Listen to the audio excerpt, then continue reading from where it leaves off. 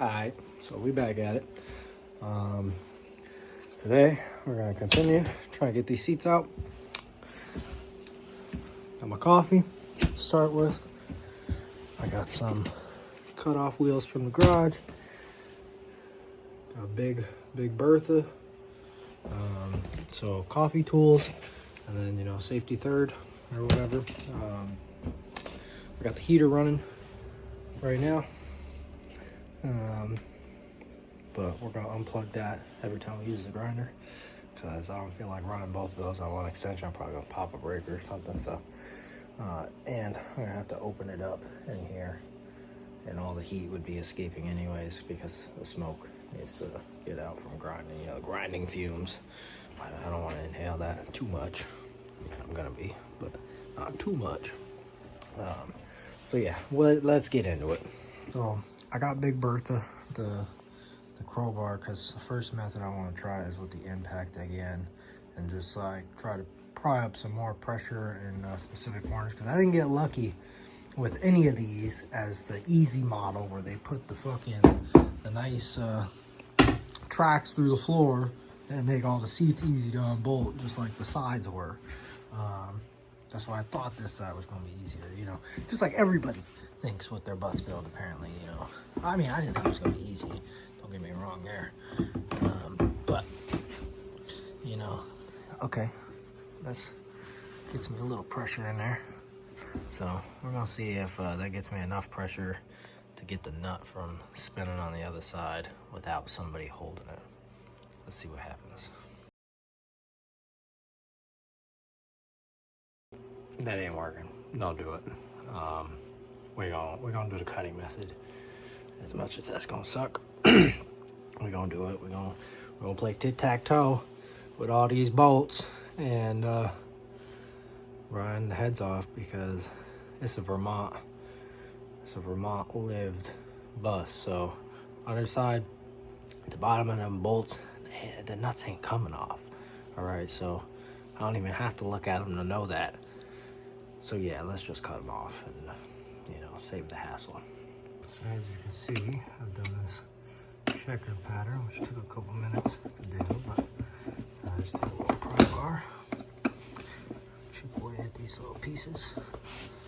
Should just break off. Put the hammer here if needed.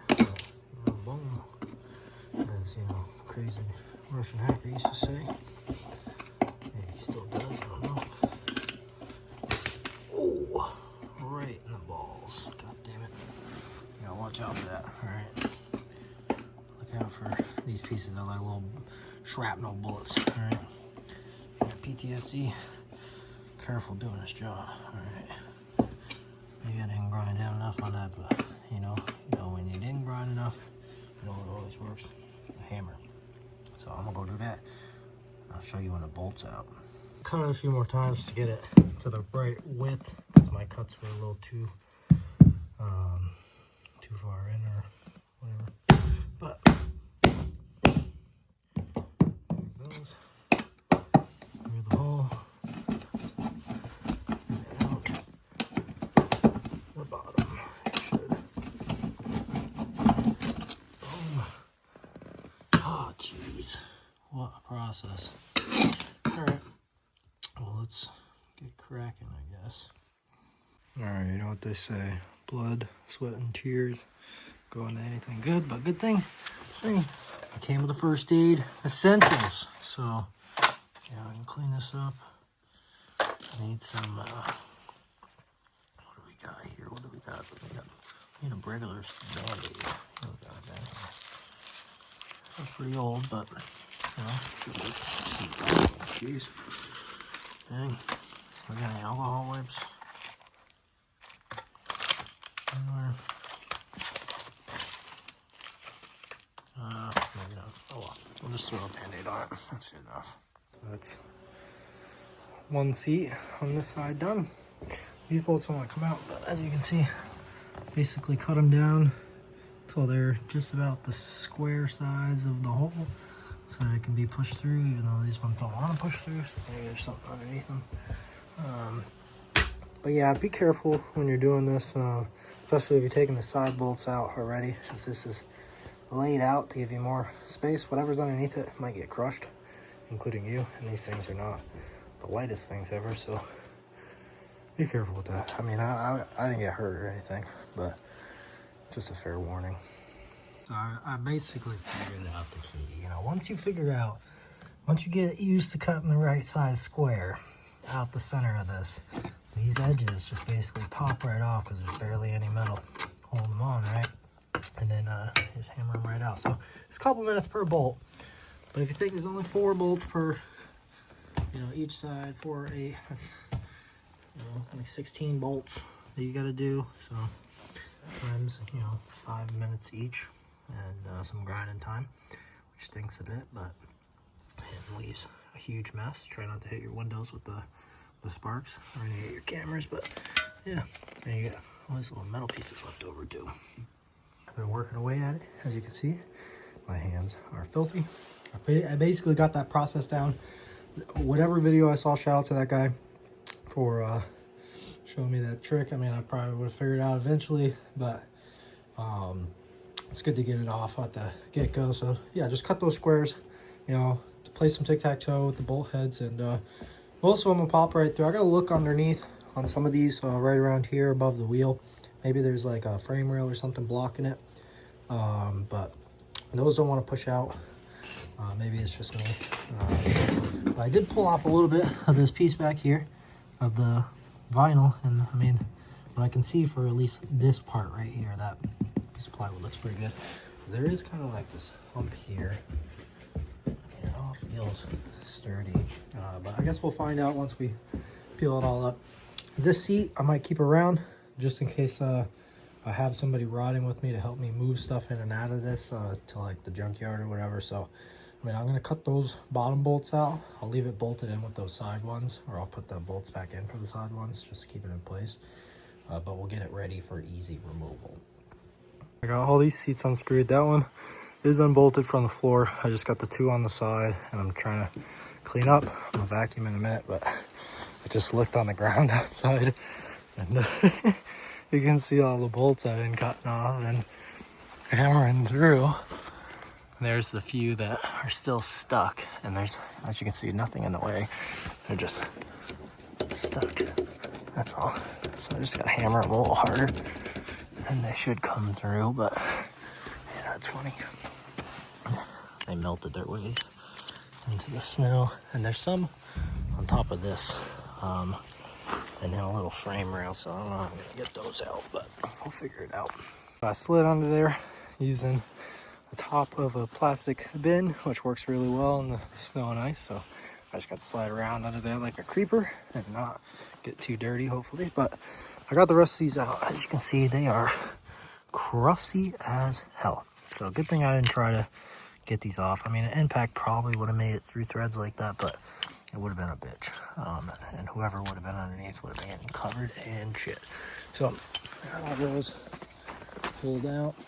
And I did some general inspecting under there, and it doesn't look too bad. I found the rear heater core coolant lines where the shutoff valves are, so I can shut those off and put a loop there and cap it. It's a little far back, but I might see if there's somewhere up closer eventually. But yeah, that's the seats on this side. I can see the bolts for the other side over there. But I think I'm just going to do the same thing with those brackets to get them out, if I have enough room with the grinder. If not, I might just chop the brackets. We'll see. We'll see what seems easiest. But the whole one side is out. I can throw those in the scrap metal bin. Yeah, this whole side's clear. I just went on a vacuuming spree for this whole side, even though it's probably going to get covered in crap when I start grinding this other one again. But we're getting there. It's messy, dirty work, stinky, but we're getting there. At least it's a nice day out. The sun is shining, and it's pretty warm out. All the snow is melting, so hopefully we'll get a nice chunk of the snow off the roof of this thing. I wonder if I can get a good view of the camera. Get up in here. Maybe I can reach it around, because I haven't been able to see. God damn, that's a lot. I might take my brush and see if I can brush it off by reaching around. So give me a second. I had to take a little bit of a different approach for these guys because I can't really do that, you know, tic-tac-toe method on these bolts. So what I'm doing here is taking the cutoff wheel. It's a cutoff wheel, it's thin. And I'm cutting the tops of the bolts off to get them nice and thin. And now I'm gonna go back through with my grinding disc, which is the thicker one. So don't try to cut stuff with these. It takes a while and it's inefficient. All right, this is for like grinding stuff down. There's also flap discs, which are really good for taking stuff down like this. But I'm gonna use this because I have it out here and I don't have to go grab anything else. And I'm grinding these down, and then they should be able to just fall right out. I did all these, which is just 6 of them, so it's not too bad. If you're doing all of these, that's a lot more work to do all of these like this. And when you're doing it like this, it's a lot more risky of breaking a blade and it exploding on you. So yeah, I'm gonna finish these off and get these brackets pulled off. Now we've got these all ground pretty flat. We should be able to just just like that. Yeah.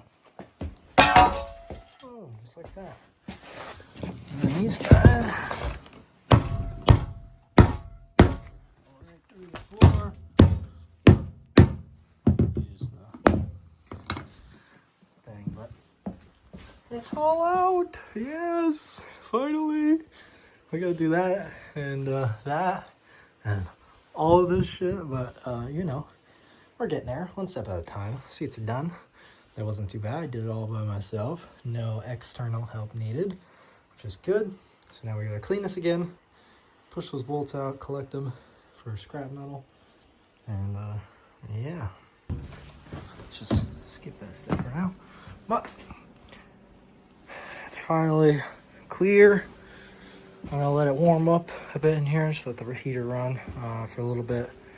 Just it'll retain a little bit of heat. It's got a tiny bit of insulation in it.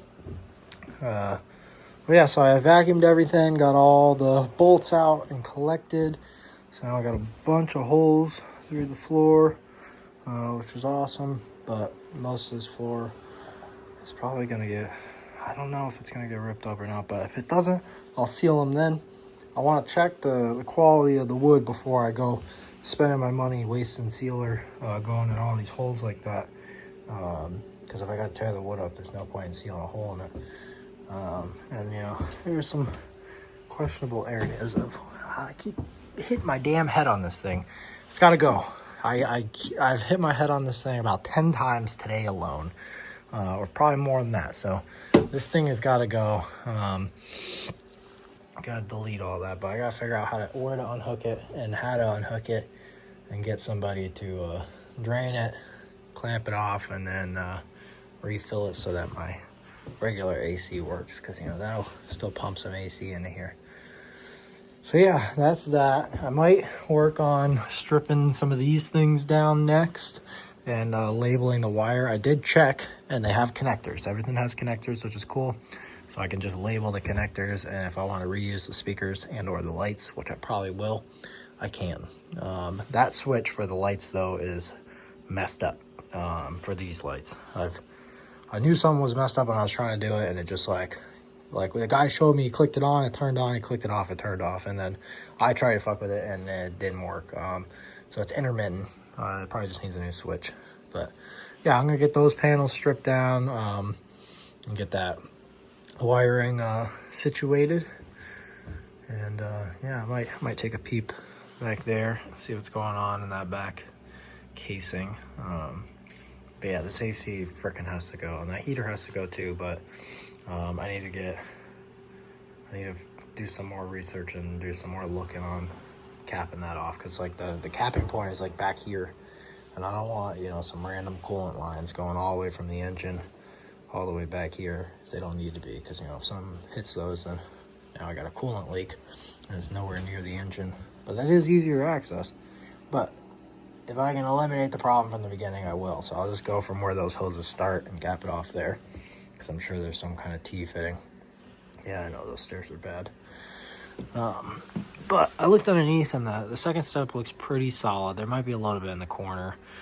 But yeah, we gotta strip all this junk off, and we gotta take these rails off too.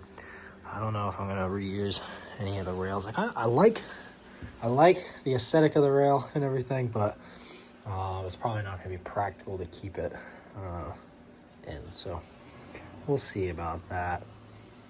I'm probably going to remove all that stuff, so we'll have a nice storage area to work with right there once the door mechanism is out. But I need to get a door first. I'm talking to somebody about getting a door. I might be able to get one for like free, trading some old wheels or some Volkswagen wheels. It's a hell of a deal for him because there are some pretty nice wheels for, you know, a door. But you know, I'll have to get hinges and a door handle. I might have an extra door handle out in the basement. And maybe there might be hinges too. I don't know. There's a bunch of miscellaneous hardware and stuff that I can probably rob for this. I already found some stuff in the garage that was from the apartment rebuild, like towel hooks and stuff like that. So I'll definitely be stealing those. Not stealing, I mean reclaiming them because they've been abandoned in the garage. So yeah, I use those. But yeah, this is looking good. It's looking good. I like it. It's happening. You can just see how black my nostrils are. Wear a respirator or something if you're gonna do stuff like that. Because yeah, there's probably some health risks to breathing it in, but you know, I got the natural, you know, mustache filter. We're moving on to the next thing, at least for me. I got my patch panel in for that area, so I think I'm gonna start ripping out this mat, and so I'm gonna start pulling off this trim. Now, I've seen a lot of people struggle with these because they're square head drive and they strip out when the heads rust. Don't grind these completely off. I mean, these screws want to come out. They're not very long. They're just self-tappers, and they're going into wood. So it's like, just take a grinding disc, a thin one, put a little slit in it, make it a flathead drive, use your drill, and they come right out. Just be gentle and go slow. I got 2 of them to come out naturally, but I'm just grinding these, and they come right out. So that grinder method I showed you, that even works on bolts like these if they get rusted. For this one, I cut off the head. I took the rail off, and then again, I just ground a little slit in it and use the screwdriver. So now most of this railing is out. Just got one little bar left here. As you can see, there's a lot of shit ripped up. This is just sitting there for temporary purposes so that I don't keep putting water on the rust as I keep coming in and out. But so far, I got all this trim paneling off besides that one thing there. This whole rail is removed. This one rail, the lower rail, has been removed. This one can stay until all this bracketry goes. But I got the seat unbolted. The rear ones were pretty easy because there's just some studs that come up through, as you see right there, and a nut. So it's not too rusted. But these ones go through the body to the outside. So, of course, all the weather at the bottom. But I soaked them in PB. As you see, like this one's all moist because the PB soaked through. That one didn't go as far, but I got them out because at first they were just stripping. They're like this special Torx thing. So I'm probably going to get new ones of those and try to clean the holes. But I got the seat unbolted. I unbolted this guy, which is the seatbelt resistor, or like, you know, the seatbelt retractor and the seatbelt buckle. So I'm going to fish that from underneath the seat so that I can move this seat all the way out of the way. I can pull all this shit up, at least as far as to the bracket. So I'm going to cut this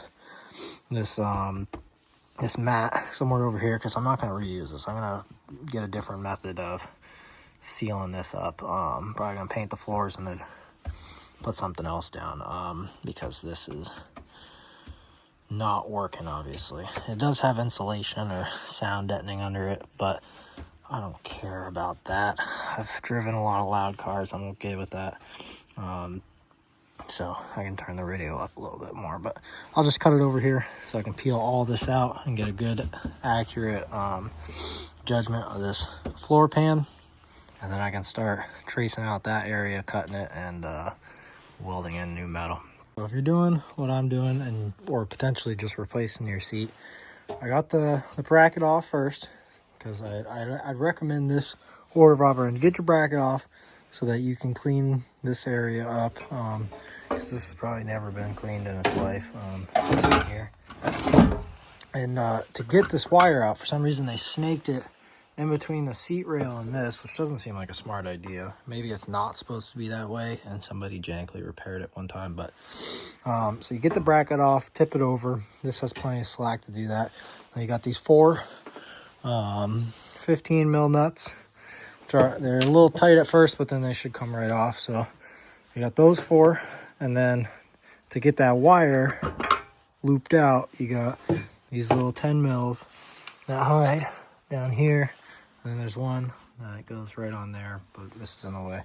So you just pull this up to slide that thing back and forth. But I'm gonna put this back together without this, because if I do replace this seat, I'm gonna try to put this pre-tensioner onto the new seat if possible, so that I don't have to have an airbag light or delete any of the safety systems, because I guess this doesn't have a pre-tensioner in it for some reason. So yeah, but that's where I'm at. About to get this carpet up in a few moments. All right, I got the carpet out. That's pretty easy. I'm gonna vacuum this up and put my plate on and assess the damage and see how much my repair plate covers. It looks like it'll cover pretty much that whole area, but I'm gonna clean this up and see what's actually solid and what's just fucking, shit. Here's what we're working with. It's not great, but I don't think it's the worst either. Unfortunately, there is a little bit of a hole down there. It has been seeping down to there. It's all been collected in there and collected in there. So this is the patch panel that we got there. It almost covers everything. It doesn't quite at all. Let's get some of this shit out of the way. So we haven't ground anything down yet. It's just... So yeah, that's what we're looking at here. So I guess that's not the worst I've ever seen. I'll probably take a piece of angle iron. I'll cut all this out, obviously. I'll take a piece of angle iron, try to put it across there, to fill in this area and support that. But this fucking piece right here, oh Jesus Christ. All right, well, just gotta keep going, right? Just keep going. And worst case scenario, maybe we live with a couple tiny holes in our floorboard. For the life of us having this bus. I mean, we're probably not gonna have this bus our entire life, right? Just a portion of it. So yeah, let's I guess start digging away at this. I'm gonna trace this out, and yeah, I think we'll go from there. Probably gonna take a break soon because I haven't eaten at all today, and it's about 3:30 in the afternoon, so still got a little bit of sunlight. But this is what I cut out so far. I did start flap disking it a little bit just to see where I could find some decent metal. I mean, this stuff's thin, but it is still there. But here's my plan. Yes, I did put some spray paint on the edge of this to mark the outline, and you can call it dumb if you want, but when you're trying to draw on rust, it doesn't work very well. So this gave me an easy way to see. So with this lined up, if I can get it lined up again, there it is. So with this about lined up there, it'd be a little bit further down, you know what I mean now. It'll cover this area. So that'll get welded in there, but that'll probably go second because I want to address this part, obviously. So I'm thinking is, I have this bolt hole here for the seat. So if I go just in front of that, because it's solid, I ground down the paint up to here, and it just started going bare metal instead of straight rust. So I'll probably put a plate somewhere up to here, roughly. Try to make sure it doesn't interfere with the seat bracket, and then go from there to, you know, like up to this plate, depending on, yeah, that part should get replaced. So I'll go up to this corner and go across. I'll put this plate over top of that one. So then I got, you know, a couple layers there, extra reinforcement. And I'll paint it all so it's not just bare metal. And then this one will get welded in up around there. And I just got to fill in this area with some little bits of sheet metal. But I think this should be doable. The one concerning part about doing this is that that's a bolt right there. And I think that's like one of the body mounts. As you can see, the bushing right there. So if I weld this in and cover that up, well, that bolt is going to be no longer accessible. But then again, it's already pretty fucked. So, I mean, if I weld over that, my plan was to clean that plate up. So like cut the edges and clean up as much rust as I can off of it, paint it. And actually, if I can get any bare metal out of that, what I can do is just cut a little hole in this and then just weld around that hole so that is still accessible. But I don't know. We'll decide that when we get there. But for now, I need to. I mean, I want to take a break, but then after break, if I come back out here again, that's not just cleaning up, then I will probably clean up this area some more and yeah, see what else I'm working with. I may or may not, you know, put some fiberglass over whatever I repair here, just so that there's always a solid seal, you know what I mean? So it never like actually comes, the water doesn't ingress. Like this has been ingressing and then pooling in areas and, you know, getting worse. And that's why it gets worse, is because once it finds a way in, it can't find a way out. So if I fiberglass and seal over all of this area afterwards, then in theory it shouldn't ever be able to get back in unless it rusts past some other part that I haven't got to. But yeah, that's where we're at. The bus is stripped down. So now we just gotta fix it and then put it back together. So the floor needs to get fixed first, because this is the worst part, obviously. So once this is fixed, I can throw the seat back in. I didn't haul the scrap metal away yet, so I still got to do that. But I could, you know, throw in the seat real quick if I needed to drive this. But I don't need to go anywhere. Like I have the time that I need to do what I need to do. So I just need to do it. That's all. So I'm gonna go take a break and cook a little bit of food, and then we may, or it may be dark by then because the sun's kind of going down right now, so it might be a better idea to start cleaning up and then go inside for the night, make some dinner or something to eat, and then come back at it tomorrow. Yeah. Since I had gotten the seat out, for last thing for today, I wanted to just see if the GTI seat could potentially work, and looks like it might.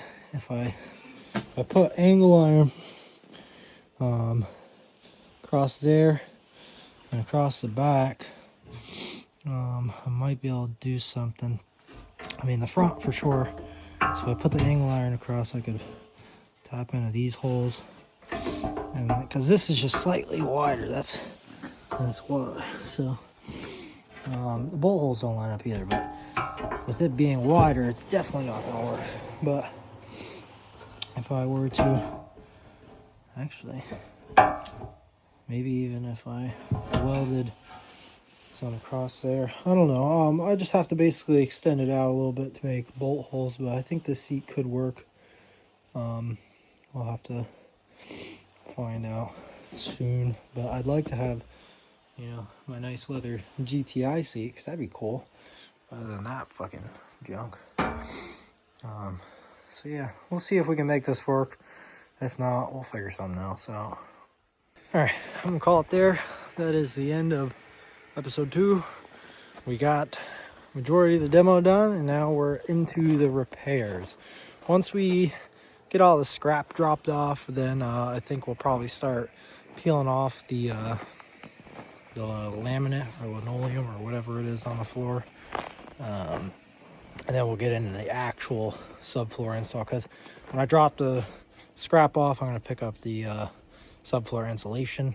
So we're going to do that all at the same time.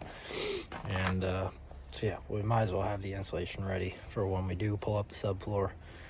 Then again, it would be good to know if we need plywood sheets, but if we do, right down the road we have a supply store, so I can get plywood there. I just don't know if they have insulation. They probably do, but it's probably not the best price. So because Home Depot is the place I found with the best price right now. But yeah, thanks for watching. Stay tuned for more, and we'll see where things go as we uncover them.